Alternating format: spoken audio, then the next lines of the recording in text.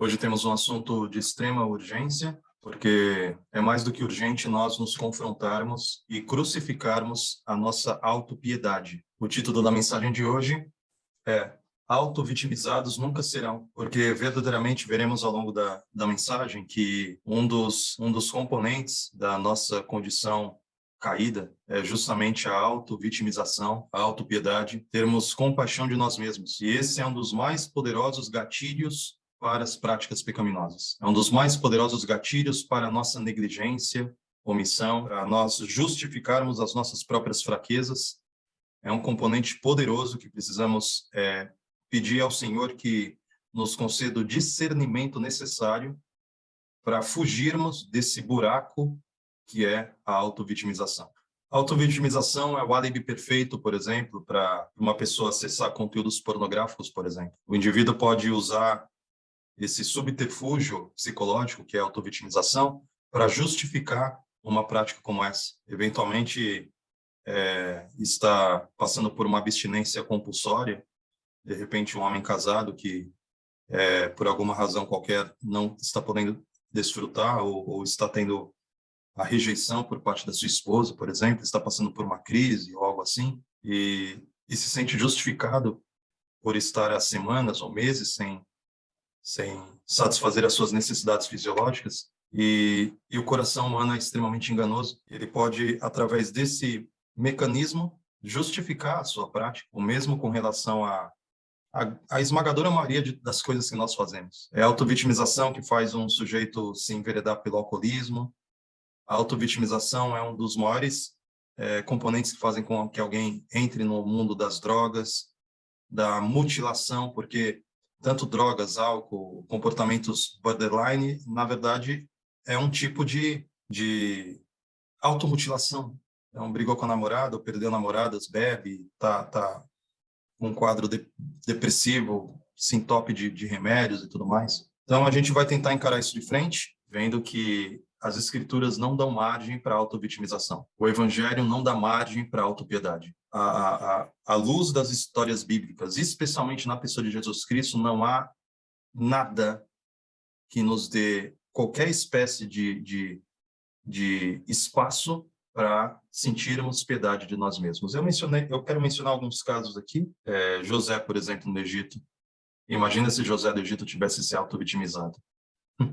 Ele tinha todos os elementos necessários para auto-vitimização. Você conhece a história, não preciso me delongar. E imagina se, diante daquela mulher, ele tivesse encontrado...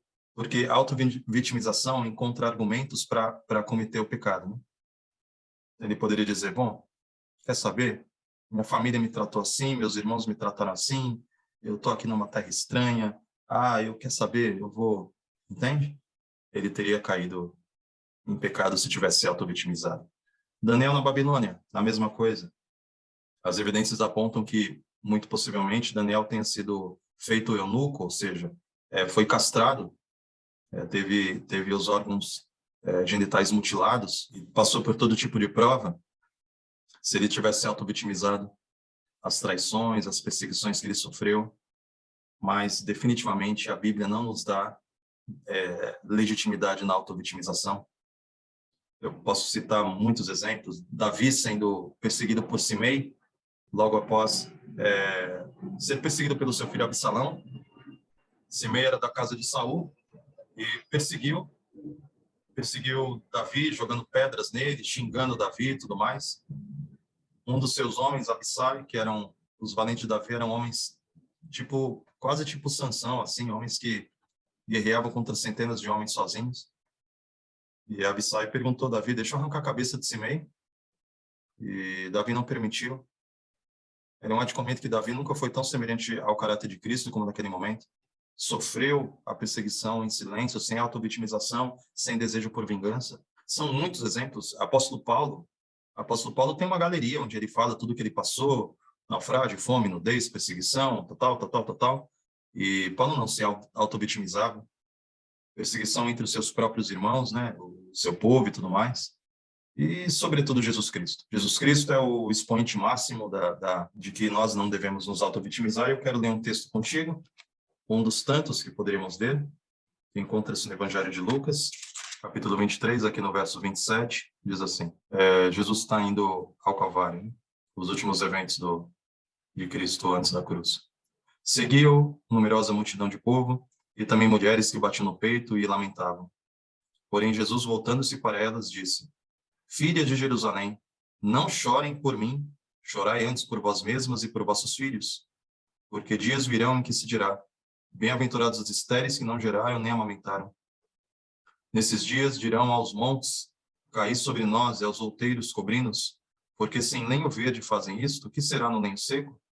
E também era levado os outros dois, que eram malfeitores, para serem executados com ele. Nesse contexto aqui, Jesus já havia sido traído por um dos seus discípulos, Jesus já havia sido levado como prisioneiro, já havia sido açoitado, rejeitado publicamente, enfim, Jesus já havia passado por todo aquele martírio, estava levando a própria madeira na qual seria pregado. No entanto, Jesus falou para aquelas mulheres, não tenham pena de mim. Olha, Jesus não aceitou elogio que vinha de homem, não aceitou glória que vinha de homem, não aceitou sequer os insultos que vinham de homem. Jesus tão somente aceitava a glória que vinha do Pai. E a comida de Cristo era fazer a vontade do Pai. Esse é o nosso modelo de humanidade. Não nos auto-vitimizarmos, não sentirmos dó de nós mesmos. E aqui, olha, o campo aqui é tão vasto que eu tô procurando concentrar, porque a coisa é muito séria. A gente come o que não deveria comer e come mais do que deveria comer por auto-vitimização. A frase inconsciente por detrás da auto-vitimização é a seguinte, eu mereço. Eu vou dar alguns exemplos. O sujeito trabalhou o dia todo, às vezes engoliu, como se diz, né? Engoliu o sapo do chefe, pressão no trabalho, estresse e tudo mais. Aí, quando dá o horário de sair do trabalho, ele passa num happy hour, ele passa num bar, pede uma cerveja, entende? Tem um mecanismo, tem um pano de fundo que é a auto-vitimização, a autopiedade. Ah, eu trabalhei tanto, eu sofri, eu mereço um copo de cerveja. Ou o sujeito que inicia um caso extraconjugal ou termina o final do mês e vai num prostíbulo, porque ele diz assim, eu mereço esse pouco de prazer, eu mereço essa dose de adrenalina, eu mereço. Esse eu mereço é o verbo por detrás da auto-vitimização que faz com que a gente coma, beba, se prostitua, se drogue e tudo mais, porque no fundo a gente tem... E junto com esse mecanismo de eu mereço, muitas vezes tem uma dose de revolta pessoal. Eventualmente, adolescentes iniciam o uso de droga por revolta pessoal. Às vezes ele está revoltado com a situação que ele enfrenta, de repente dentro de casa, no bairro onde ele mora e tudo mais. Ele sente uma revolta, a revolta é um degrau que precede o eu mereço, e eu mereço é a legitimização do abuso, do uso de entorpecentes e tudo mais. Portanto, nessa madrugada, minha mensagem é curta, direta, mas ao mesmo tempo profunda. Você e eu temos um coração extremamente enganoso. Você e eu temos suscetibilidades e mecanismos de fuga. Você e eu podemos negligenciar o trabalho e o dever, usando a auto-vitimização como um álibi. Então, veja, é como um pêndulo. O sujeito busca o prazer ao mesmo tempo que ele negligencia o dever. E nessa busca pelo prazer, negligenciando o dever, o maior álibi que existe é a auto-vitimização. E a auto-vitimização é o diabo na nossa vida. É impossível vencermos a nós mesmos enquanto temos piedade de nós mesmos. Enquanto nós temos cuidado com a nossa própria condição. Não importa a sua condição social, econômica, intelectual, o que quer que seja, você é desprovido disso ou daquilo, não importa, não tenha pena de si mesmo, não tenha pena de si mesmo. Inclusive dentre os 8 remédios da natureza, um deles é o exercício físico. Eu percebo que até nisso a gente se engana. Muitas vezes não praticamos o exercício físico, mesmo reconhecendo tanto intelectualmente quanto na experienciação mesmo, que é uma bênção. Toda pessoa, depois que faz uma caminhada, ela percebe um bem-estar. Ela percebe que aquilo faz bem para ela. Respirar ao ar livre, ela percebe que aquilo faz bem para ela. Mas por que a esmagadora maioria de nós não pratica atividades físicas regularmente?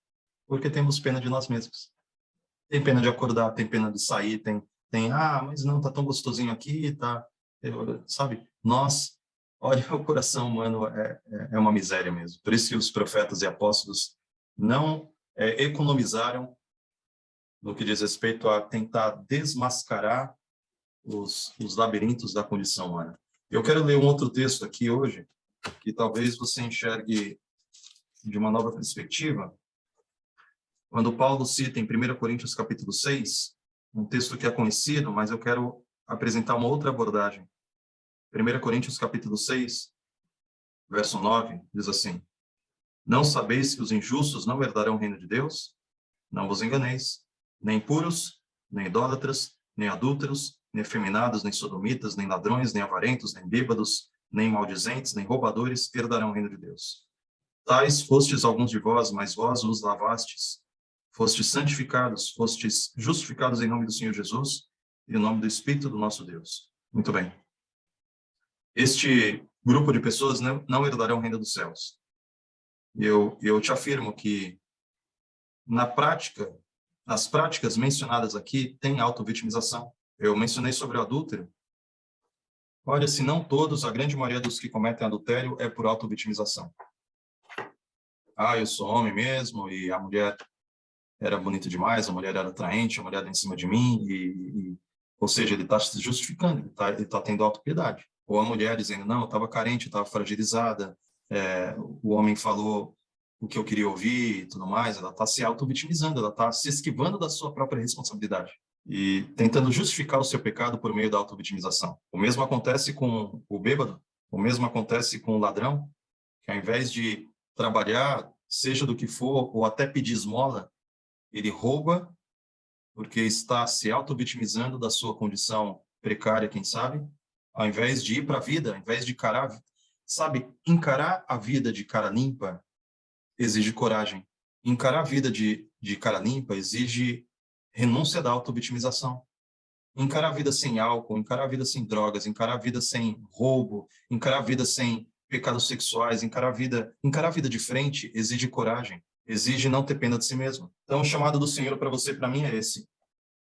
O chamado do Senhor para você e para mim é nós encararmos a vida de frente, sem nos esquivarmos das nossas responsabilidades, sem usarmos, inclusive, a natureza pecaminosa como um álibi, porque a autovitimização suprema é o indivíduo dizer assim, bom, eu cometi tal e tal pecado porque, na verdade, eu sou pecador e já que eu tenho natureza pecaminosa, eu não tenho como lidar com isso. Isso é uma autovitimização, assim, quase irrefutável, né? Quase irrefutável. Mas é quase. Por que é quase? Porque o Evangelho nos garante poder, inclusive, contra nós mesmos, contra a nossa própria condição, contra a nossa própria natureza. Então, não há desculpa, não há álibi que poderemos usar no juízo final, dizendo assim, Senhor, eu fiz e fiz isso por causa disso. Não haverá justificativa.